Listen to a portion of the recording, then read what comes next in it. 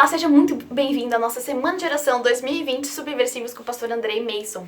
Bom, para começar, queria deixar aqui alguns recadinhos para você. Primeiro, não esquece de deixar o seu joinha aqui no vídeo, porque vai ajudar demais, muito mais pessoas vão saber dessa nossa mensagem maravilhosa. Outra informação, não é só para jovens, é para todas as pessoas que quiserem assistir. Então, já compartilha aqui para todos os seus amigos verem essa mensagem maravilhosa e especial. Uma outra informação é, se você quiser saber ver em primeira mão os vídeos, ativa aqui o sininho de notificações, porque assim que sair você já vai ser notificado também. Enquanto tiver o sermão, se você tiver alguma dúvida e queira perguntar para o pastor, pode deixar aqui no cantinho com os comentários, porque a gente vai estar fazendo, então, no fim, a gente vai juntar todas as perguntas e fazer uma entrevista super especial com o pastor Andrei Mason e você vai conseguir tirar todas as suas dúvidas. Bom, é isso, bom culto!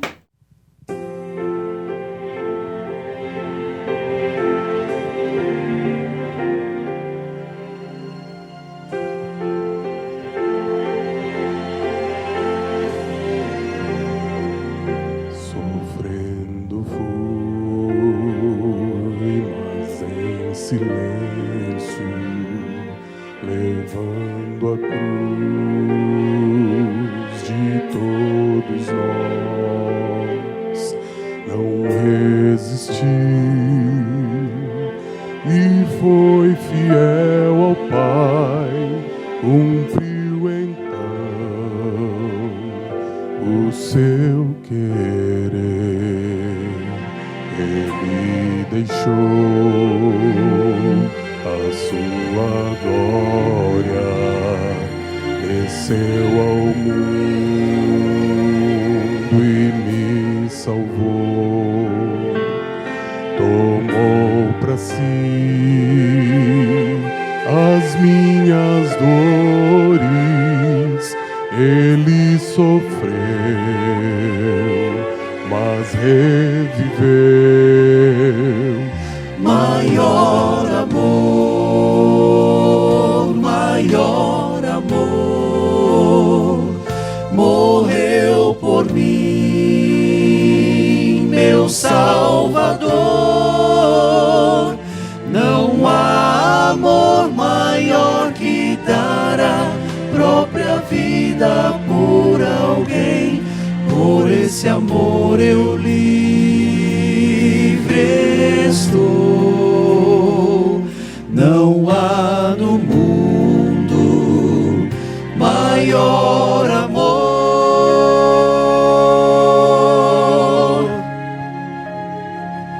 O meu amor não é perfeito, perfeito é o seu que me conduz, me aceita assim com meus defeitos, restaura a promessa que eu quebrei, mudou a história para que eu possa ter a esperança pra viver. Veio mostrar com esse gesto que a minha vida tem valor. Maior amor, maior amor, morreu por mim, meu Salvador. Não há amor maior que dar a própria vida por alguém. Por esse amor eu livre estou. Não há no mundo maior amor, maior amor, maior amor. Morreu por mim, meu Salvador. Não há amor maior que dar a própria vida por alguém. Por esse amor eu livre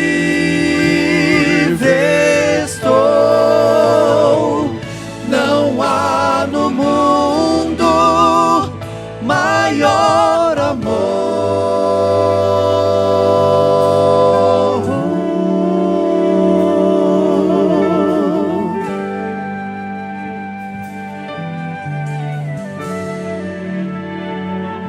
Não há amor maior que dar a própria vida por alguém. Por esse amor eu livre estou. Não há no mundo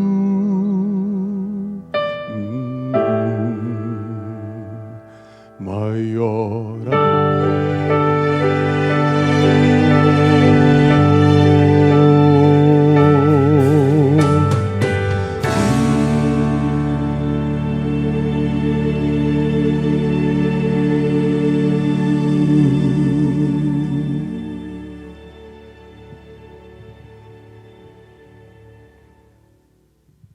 Olá, chegamos enfim à metade da nossa semana.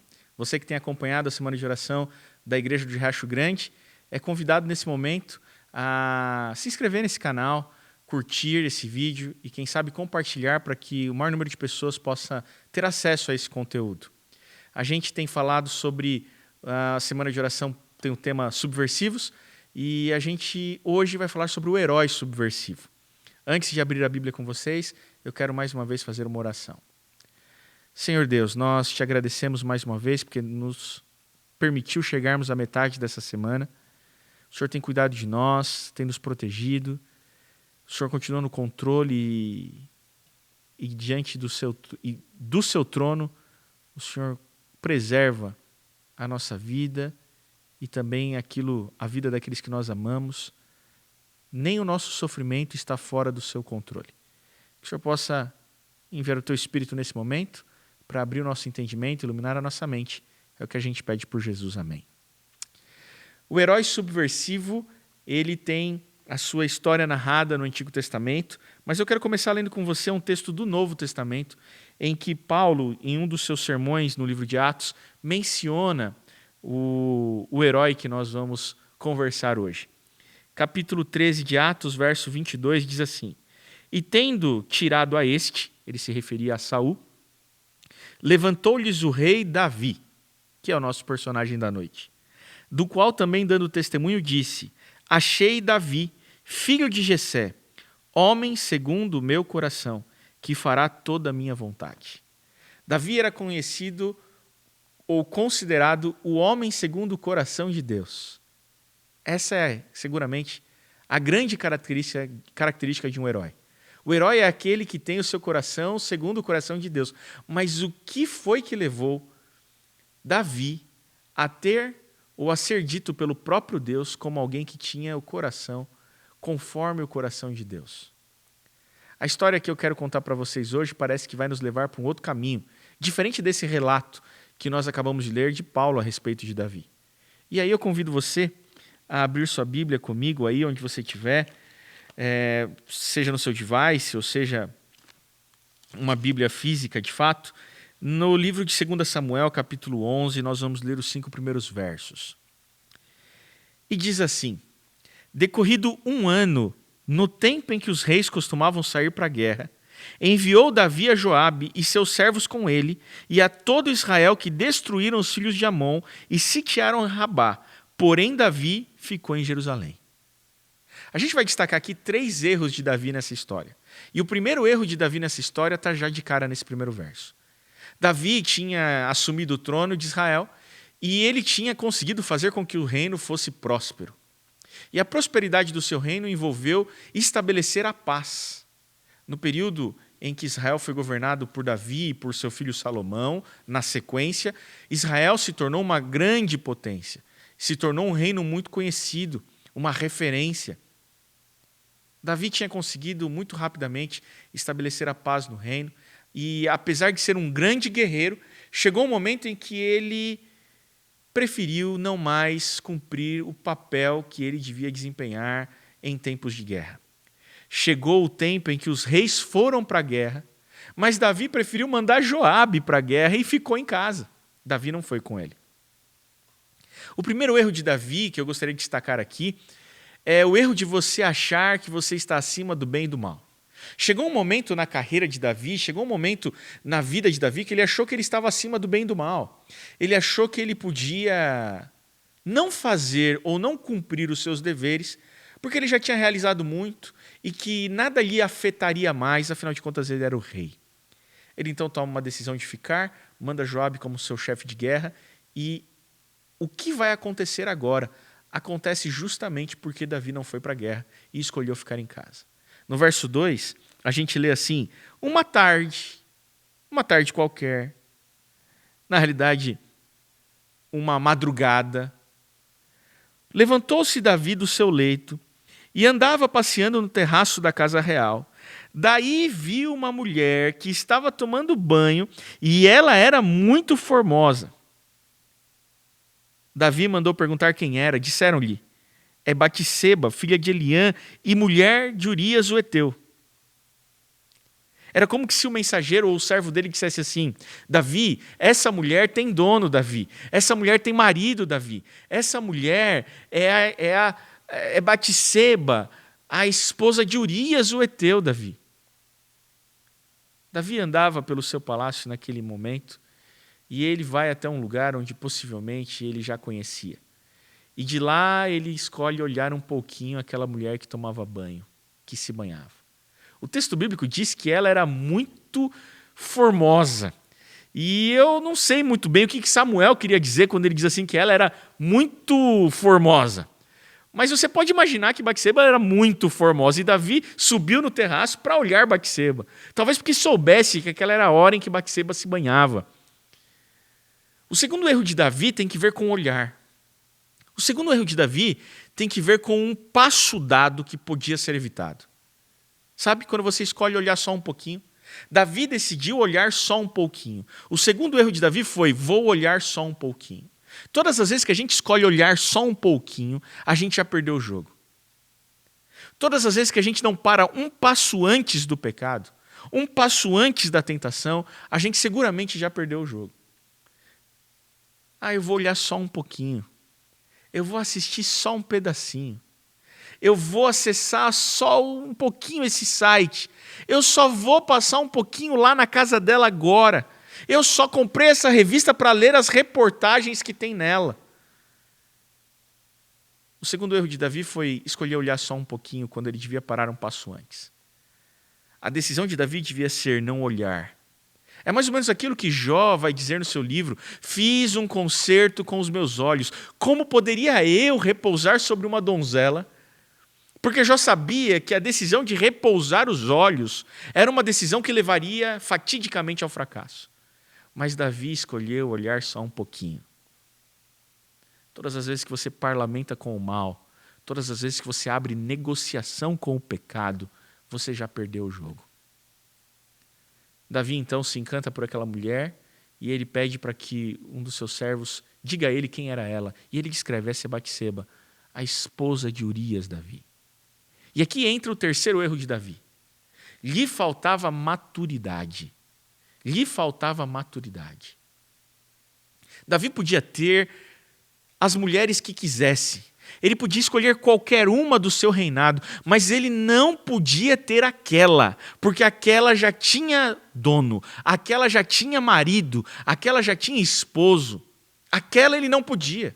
E aqui está o problema da maturidade. A maturidade é quando a gente não sabe lidar com os nossos limites. A gente não sabe lidar com as limitações, o cercear da nossa liberdade diante da liberdade do outro. A falta de maturidade é quando a gente não consegue ter consciência daquilo que não podemos.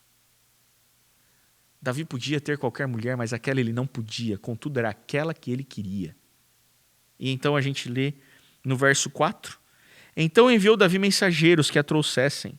Ela veio e ele se deitou com ela. Tendo-se ela purificado da sua imundícia, voltou para sua casa.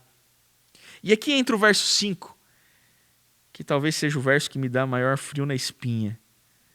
Verso 5. A mulher concebeu e mandou dizer a Davi: estou grávida. Ai, você consegue imaginar essa mensagem? Eu fico imaginando Batseba voltando para casa, percebendo ali que alguma coisa tinha vingado, e ela pega o seu celular e manda um WhatsApp para Davi e fala: Davi, é o seguinte, eu estou grávida. E eu fico imaginando o desespero de Davi do outro lado, falando assim: como assim você está grávida? Não, Davi, não desceu, Davi, eu estou grávida. Não, mas há quanto tempo que não desceu? Não, já 3 semanas, Davi. Não, mas vai descer isso aí. Não, Davi, eu estou grávida. Como você sabe? Você fez o quê? Você fez o teste da farmácia? Não, mas o teste da farmácia pode dar falso positivo. Não, Davi, o teste da farmácia pode dar falso negativo, mas falso positivo não existe. Se deu positivo, é positivo. Não, vamos fazer o beta-HCG. Temos que ter certeza que isso é isso mesmo. Que situação. Estou grávida. O que Davi ia fazer? Sabe, a história nos conta e ela se repete, pecador a cada pecador. Todas as vezes que nós cometemos um pecado, a gente tenta resolver isso com outro pecado ainda pior. Um erro nos leva a um erro maior. Eu fico imaginando o que pode ter passado na cabeça de Davi naquele momento. O que fazer para interromper essa gravidez? Porque isso é que passa na mente de muitas pessoas que vivem uma situação como essa de Davi ou parecida. Um erro que podia ter sido evitado, mas não foi, mas que ainda assim Deus pode transformar em bênçãos, muitas vezes leva o homem a cometer outro erro maior, tentando consertar o seu primeiro erro. Fico imaginando Davi pesquisando na internet assim, chá milagreiro, buscando com alguns amigos a indicação de algum remédio que pudesse levar a interromper aquela gravidez. Davi procurando contatos daquela clínica. Você consegue imaginar isso? Mas Davi teve uma brilhante ideia. Sabe qual foi a ideia de Davi? Ele falou assim: já sei. Urias, o esposo de Batseba, está em guerra. Vou mandar trazê-lo de volta. E como ele é um bom guerreiro, eu vou dar para ele um presente. E qual é o presente que eu vou dar para ele? Que ele fique uma noite de prazeres com a sua esposa. E aí está resolvido o problema. Urias se deita com Batseba e o filho é dele. Percebe como um erro leva a outro maior? E ele manda chamar Urias, mas aí tem um problema, porque ele chama Urias e fala assim: Urias, parabéns, como é que está a guerra? Agora eu quero te dar um descanso, Urias, você merece. Vai se deitar com a sua esposa e dorme com ela. E sabe o que Urias falou para Davi?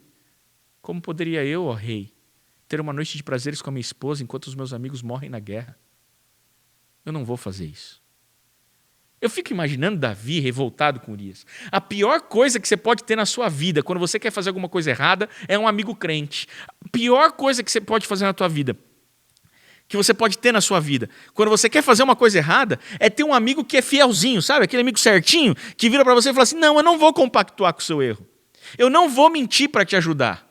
Eu não vou consertar esse mal que você fez.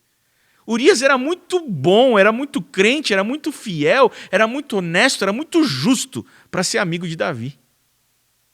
A pior coisa que você pode ter quando você quer fazer coisa errada é ter amigo crente do teu lado, porque ele nunca vai concordar ou compactuar com os seus planos. E aí Urias diz assim: eu não vou. E Davi fala assim: eu estou determinando que você não pode voltar, você vai dormir aqui hoje.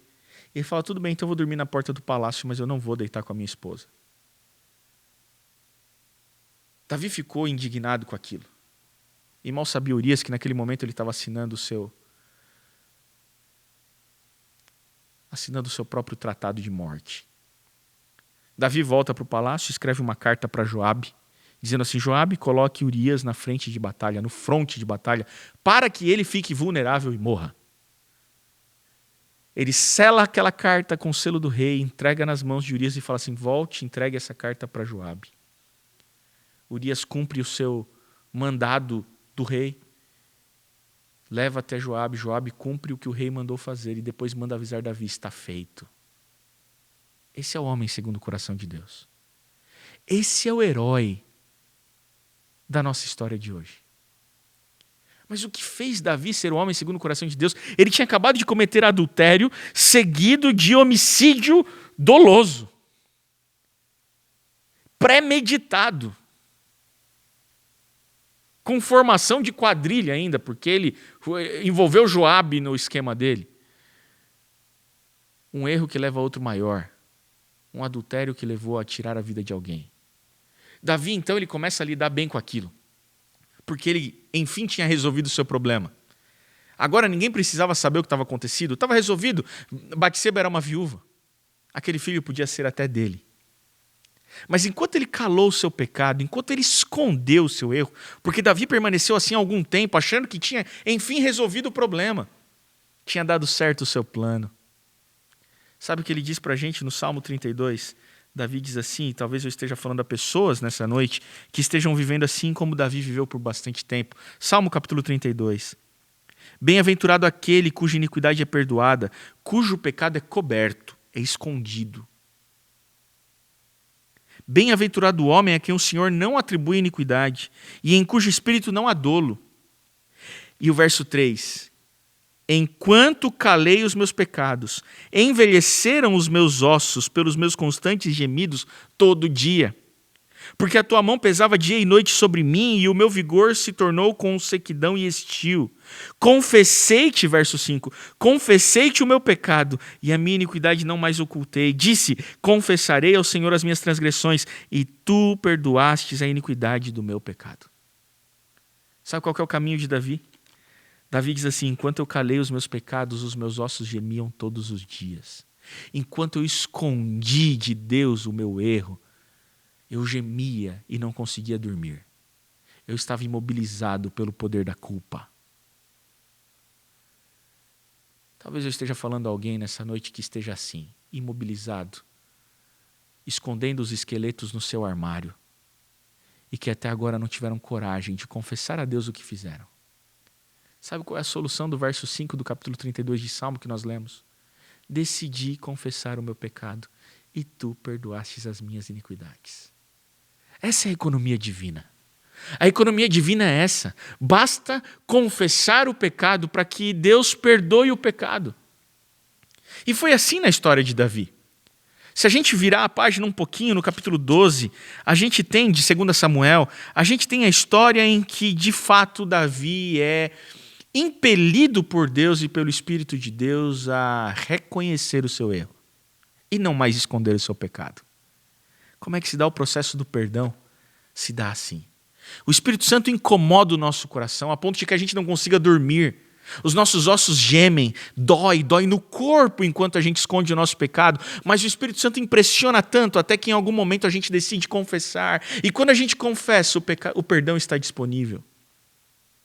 Mas Davi ainda continuava escondendo o seu pecado. Um belo dia, o capítulo 12 vai dizer, eu não vou ler, mas eu vou te contar a história. Você talvez já conheça. Um belo dia bate na porta de Davi alguém. E Davi achava que vivia acima do bem e do mal, sabe? Como eu falei, o primeiro erro de Davi. Eu posso fazer qualquer coisa que eu não vou sofrer as consequências do que eu faço, porque eu sou rei, eu já estou acima do bem e do mal. Quando você começa a achar que você está acima do bem e do mal, e que você pode fazer aquilo que não se deve fazer, só porque você tem muita segurança em si mesmo, é o passo que você precisa dar para o degringolar da sua vida. Que problemão Davi arrumou por conta desse erro de achar que estava acima do bem e do mal. Mas então Deus manda Natã, que era o profeta, visitar Davi. Bate na porta de Davi, Davi abre a porta e é Natã o profeta. Pois não, Natã, o que você quer? Davi, eu tenho um problema para você resolver. O rei também era o juiz, ele precisava tomar as decisões, ele precisava julgar com justiça. E Natã traz um caso para Davi resolver. E Natã conta uma história e diz assim, Davi, é o seguinte, um homem muito rico, possuidor de muitas cabras, de muitos animais, ele recebe um amigo que precisa ser alimentado na sua casa. Ele hospeda aquele amigo e a hora de preparar o alimento para o amigo, ele, ao invés de matar um dos animais que ele tinha em grande número, ele vai até a casa do vizinho. O vizinho dele era um vizinho pobre, tinha uma família e só tinha uma cabritinha. A única cabritinha que aquele vizinho tinha, ele usava para alimentar seus filhos com leite, para cobrir seus filhos com a lã. Era o único animal provedor de sustento para aquela casa. E aquele homem rico que tinha muitas cabras, ao invés de matar uma das suas cabras, ele decide roubar a cabra do homem muito pobre. Mata aquela cabra e serve para o seu amigo hóspede. O que eu devo fazer com ele, Davi? Qual que é a sua sentença? Sabe qual é a resposta de Davi? Davi responde assim: esse homem tem que morrer. Este homem deve morrer. Esse homem deve morrer e restituir 4 vezes mais o que ele fez para aquele homem pobre. Nesse momento, sabe o que Natan diz para Davi? Natan diz assim: muito bem, Davi, esse homem é você. E Deus mandou eu vir aqui para te lembrar que ele conhece o teu pecado.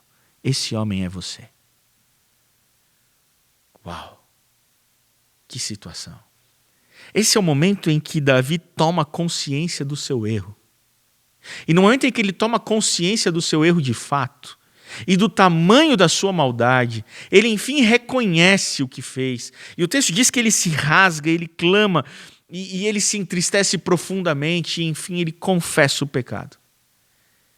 E sabe onde está a beleza dessa história? A beleza dessa história está justamente no capítulo 12,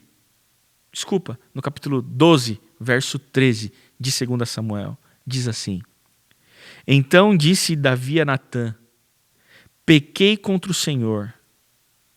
Disse Natã a Davi: também o Senhor te perdoou o teu pecado, não morrerás. Ponto final. Sabe? Nenhum tempo de prova, nenhum sermão moralista, nada. Confessei-te o pecado. Deus perdoou o pecado. Ponto final. O que tem te impedido de aceitar o perdão de Deus? Sabe, sequer o arrependimento é condição para o perdão. Nós não nos arrependemos para sermos perdoados, nós nos arrependemos porque fomos perdoados. É a consciência e a informação do perdão de Deus que leva ao verdadeiro arrependimento. O que nós sentimos antes do perdão é um medo, uma tristeza, um medo das consequências, um medo da nossa reputação manchada, um medo do que os outros vão pensar. O que nós sentimos é culpa, não é arrependimento. Arrependimento genuíno só existe quando o Espírito Santo promove no nosso coração. E isso acontece quando nós reconhecemos o nosso pecado. Lá em 2 Coríntios capítulo 5, verso 14, Paulo vai dizer: é o amor de Cristo que nos constrange a viver em novidade de vida. O que constrange, o que motiva, o que impulsiona o homem a mudar de vida não é a consciência do juízo, não é a consciência do mandamento, não é a consciência ou uma pregação do medo. O que constrange, impulsiona e motiva o homem a mudar de vida é a consciência do perdão, da misericórdia, da bondade e do amor de Deus. Como poderia eu fazer isso com alguém que me perdoou assim? Davi tinha dado a sentença. Aquele homem tinha que morrer e aquele homem era ele. Ele sabia que o seu pecado merecia uma punição definitiva, uma punição capital. Ele sabia que ele merecia morrer. Então ele olha para Natã e diz assim: confessei o pecado.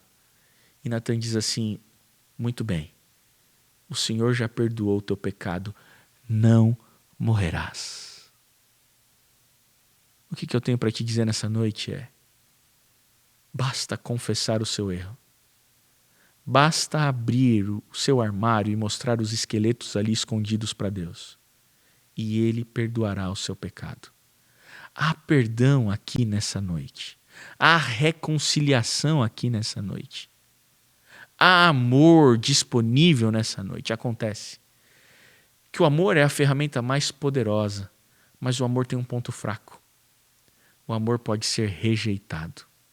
O que tem feito você rejeitar o amor de Deus? O que tem feito você rejeitar o perdão de Deus? Deus tem te dado mais uma oportunidade de estar vivo nesse momento assistindo o seu vídeo. E essa oportunidade é uma oportunidade de graça que Ele está dando para você e para mim. É mais uma oportunidade que Ele está dando para que eu e você aceitemos o amor que Ele tem disponível para nós, o perdão que Ele tem provido para nós. Basta nós confessarmos os nossos pecados. Ele é fiel e justo para perdoar os nossos pecados. Mas a gente parece que não acredita nisso. E enquanto a gente cala os nossos pecados, o nosso corpo dói, os nossos ossos gemem, a gente perde o sono. Quem já viveu assim, sem conseguir dormir, porque está escondendo um pecado de Deus? É bem verdade que Deus perdoa, mas Deus também transforma. Afinal de contas, o texto que nós lemos no início diz que Davi era um homem segundo o coração de Deus, e não me parece muito que essa atitude, esse comportamento deste Davi se assemelhe tanto com o coração de Deus. Onde está o segredo desse herói? O que faz de Davi um grande herói? Sabe o que faz de Davi um herói? A capacidade de buscar em Deus a transformação para aquele homem mau que ele é. E o primeiro passo é reconhecer que somos maus. O segundo passo é confessar o nosso erro para Deus. O terceiro passo é aceitar o perdão. E imediatamente a isso, o nosso coração se constrange tanto ao ponto de nós vivermos um profundo e genuíno arrependimento e clamarmos para Deus assim: tenha misericórdia de mim, pecador, Senhor. Como poderia eu fazer isso de novo?